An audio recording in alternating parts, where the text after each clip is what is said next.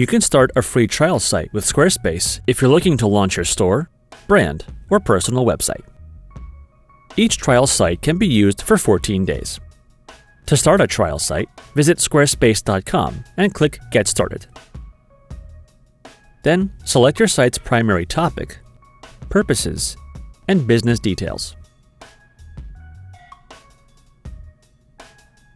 You can either use Blueprint AI for a custom site design or choose a pre-built template for your site. Next, either log in or create a new Squarespace account. Whether you're an artist, a welder, a service provider, or anything in between, Squarespace has a template for you. Next, you can choose design and content elements,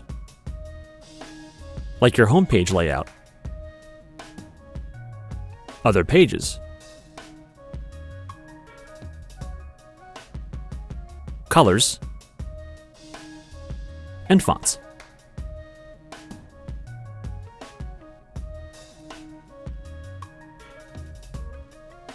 The main menu has all the tools you'll need to get started. You can start building products,